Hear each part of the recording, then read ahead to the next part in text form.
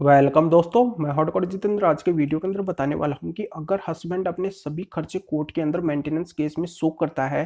तो क्या उन खर्चों से उसका मेंटेनेंस कम हो जाएगा या फिर उसका मेंटेनेंस बंद हो जाएगा। कोर्ट इन सभी को किस नज़रिए से देखती है, किस नज़रिए से कोर्ट के द्वारा मेंटेनेंस तय किया जाता है। क्योंकि एक एडवोकेट हूं मैं, मुझे पूरा प्रोसीजर पता है, पूरा प्रैक्टिकली मुझे पता है, क्योंकि मेरे पास में ऐसे बहुत से मामले मेंटेनेंस वगैरह के फैमिली मैटर केसेज के आते रहते हैं। तो इस सिचुएशन में मेरे क्लाइंट के अगर खर्चे वहाँ पे शो करता हूँ तो उन केसों के अंदर क्या होता है, क्या उनका मेंटेनेंस कम कर दिया जाता है या फिर उनका मेंटेनेंस बंद कर दिया जाता है, होता है तो क्या होता है। पूरी जानकारी आपको इस वीडियो के अंदर मिलेगी, बिल्कुल रियल जानकारी बताऊंगा। बिल्कुल अंत तक मेरे साथ इस वीडियो में बने रहिए, पूरी जानकारी आपके समझ में आ जाएगी। उससे पहले बताऊँ, इस चैनल को सब्सक्राइब नहीं किया तो सब्सक्राइब भी कीजिए, बेल आइकन दबाइए, वीडियो को लाइक करके शेयर कर दीजिए। मेरे से अगर बात करना चाहते हैं, कोई भी लीगल प्रॉब्लम है तो वीडियो को डिस्क्रिप्शन में नंबर दिया गया, कॉन्टैक्ट बटन लगे, मेरे से बात कर सकते हैं। तो चलिए शुरू करते हैं।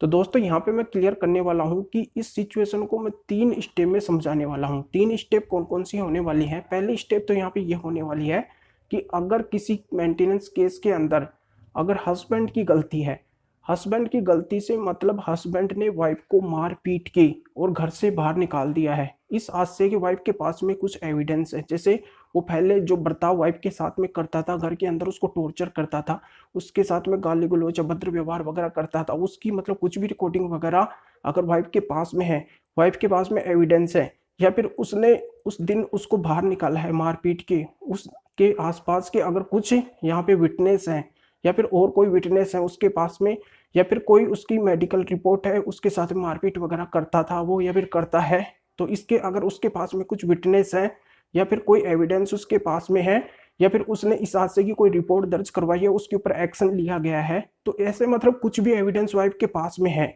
और वो अगर घर से बाहर है, उसको घर से बाहर हस्बैंड के द्वारा कर दिया गया है, तो यहाँ पे इस सिचुएशन में हस्बैंड चाहे कोर्ट के अंदर कितने भी खर्चे दिखा दे, पर यहाँ पे वो वाइफ को मेंटेनेंस देगा ही, उसको वाइफ को मेंटेनेंस देना ही पड़ेगा। अगर वो जॉब भी नहीं करता है, बेरोजगार भी है, तो भी वो अपने वाइफ को मेंटेनेंस देगा, 101% देगा। इस सिचुएशन में देना पड़ेगा, क्योंकि आपको भी पता है कि अगर रियल में किसी वाइफ या किसी लेडी के साथ में ऐसा गलत व्यवहार अगर उसके ससुराल वाले करते हैं, उसका हस्बैंड करता है, तो यहाँ पे गलती हस्बैंड की है, क्योंकि हस्बैंड को ऐसा नहीं करना चाहिए था। इस सिचुएशन में हस्बैंड यहाँ पे बिल्कुल वाइफ को 101% मेंटेनेंस देगा, उसके जितने भी खर्चे हैं वो वहन करेगा। तो यहाँ पे वाइफ की गलती नहीं है, हस्बैंड की गलती है। तो ये जानकारी आपके समझ में आ गई होगी।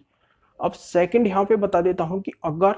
वाइफ की गलती है, हस्बैंड की गलती नहीं है, वाइफ बिना वजह हस्बैंड को छोड़ के गई है और फिर हस्बैंड के ऊपर काफ़ी फाल्स एलिगेशन लगा दी है, जिससे हस्बैंड का यहाँ पे पूरा लाइफ सिस्टम ही डैमेज हो चुका है, पूरा लाइफ सिस्टम ही यहाँ पे बदल चुका है, पूरा लाइफ सिस्टम ही यहाँ पे बर्बाद हो चुका है। तो यहाँ पे अगर हस्बैंड के पास में इस आशय के कोई भी एविडेंस है, जैसे वो घर के अंदर गलत बर्ताव हस्बैंड के साथ में करती थी, यहाँ पे सास ससुर की मार पिटाई वो करती थी या उनके साथ में अभद्र व्यवहार करती थी, या फिर ऐसा कोई वीडियो वगैरह, कोई भी ऑडियो वगैरह, ऐसा कुछ भी एविडेंस हस्बैंड के पास में है, या फिर वाइफ के मायके वाले भी हस्बैंड को बार बार धमकियां देते रहते हैं, वो उसको परेशान करते रहते हैं और यहाँ पे वाइफ भी परेशान करती रहती है, तो इस हादसे के अगर हस्बैंड के पास में कोई भी एविडेंस है तो उन एविडेंस को वहाँ पे शो कर सकता है, कोर्ट के अंदर बता सकता है कि यहाँ पे उसकी गलती नहीं है। और यहाँ पे अगर उसके वेल एजुकेटेड या वर्किंग के और भी कुछ एविडेंस हो तो वो कोर्ट के अंदर शो कर सकता है। और फिर भी यहाँ पे ये लगता है कि मेंटेनेंस बांध दिया जाएगा, तो वहाँ पे हस्बैंड को क्या करना है कि अपने सभी खर्चे वहाँ पे शो करने हैं कि उसकी जो इनकम या सैलरी है उसमें से वो कितना कहाँ कहाँ पे खर्च करता है, कितनी उसकी सैलरी बचती है। यहाँ पे अगर वो सब कुछ वहाँ पे शो करता है तो बिल्कुल उसका मेंटेनेंस कम कर दिया जाएगा। अगर वो वेल एजुकेटेड वर्किंग इन सभी में है और बिना वजह अगर वो इस तरीके से छोड़ के गई है, गलत बर्ताव वो करती रहती है, तो यहाँ पे उसको 1 रुपया भी मेंटेनेंस में नहीं दिया जाएगा, बिल्कुल उसका मेंटेनेंस स्टॉप कर दिया जाएगा। तो ये जानकारी आपके समझ में आ गई होगी। अब यहाँ पे तीसरा ग्राउंड या पॉइंट बता देता हूँ जो बहुत ही इंपॉर्टेंट है। अगर किसी की भी गलती का पता नहीं है, किसी के पास में कोई भी एविडेंस नहीं है, जैसे हस्बैंड या वाइफ किसी के पास में कोई भी एविडेंस नहीं है, तो यहाँ पे अगर वाइफ ने हस्बैंड के ऊपर मेंटेनेंस का केस किया है तो हस्बैंड उस मेंटेनेंस को कैसे कम करवा सकता है। क्या हस्बैंड वहाँ पे अपने सभी खर्चे शो कर सकता है जिससे उसका मेंटेनेंस कम कर दिया जाए या फिर वाइफ का मेंटेनेंस बंद कर दिया जाए। तो यहाँ पे कौन कौन से खर्चे वहाँ पे हस्बैंड कोर्ट के अंदर शो कर सकता है। तो इसमें सबसे पहला खर्चा ये शो कर सकता है कि जैसे उसके कोई बीमारी वगैरह चल रही है, कुछ मेडिसिन वगैरह में उसका पैसा उठता है, हर महीने के हिसाब से उठ रहा है, या फिर मेडिसिन उसकी जारी है,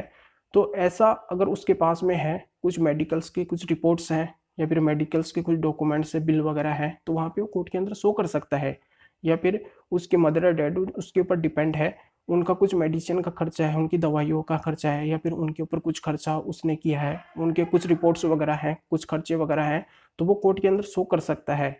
या फिर उसके कुछ छोटे बहन भाई हैं,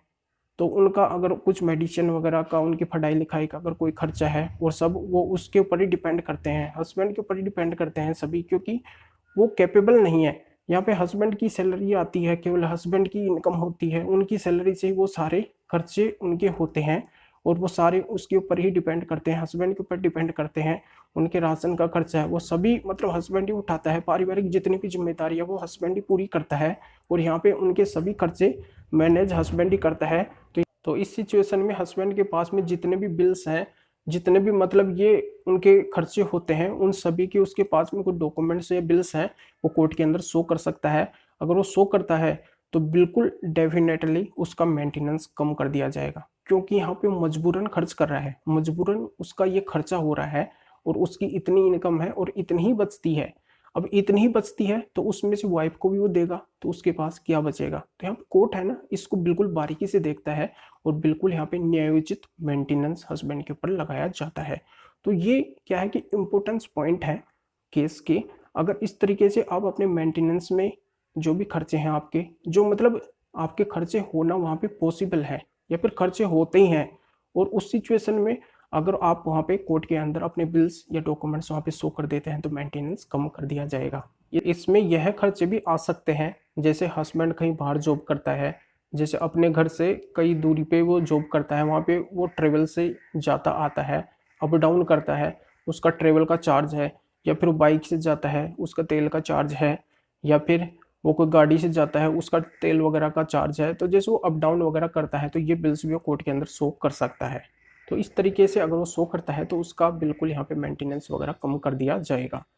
अब यहाँ पे ये बात और बता देता हूँ कि वो कौन से खर्चे अगर कोर्ट के अंदर वो शो करे तो उसका मेंटेनेंस कम नहीं होगा। तो यहाँ पे मैं बता दूँ कि अगर हस्बैंड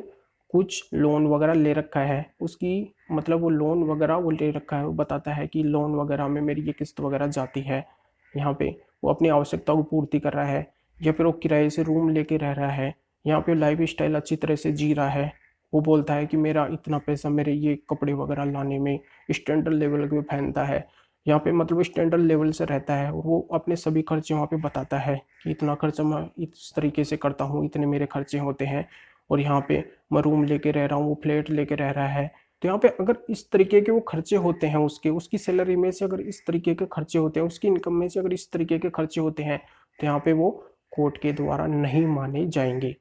कोर्ट के द्वारा नहीं माने जाएंगे, और उसके मेंटेनेंस के ऊपर कोई फर्क नहीं पड़ेगा। तो यहाँ पे यह बात मैं क्लियर कर देता हूँ कि जहाँ पे जरूरी है कि वहाँ पे खर्चे हो ही रहे हैं, आप यहाँ पे उन खर्चों को रोक ही नहीं सकते हैं, वो खर्चे वहाँ पे होंगे ही, जेन्युइन है।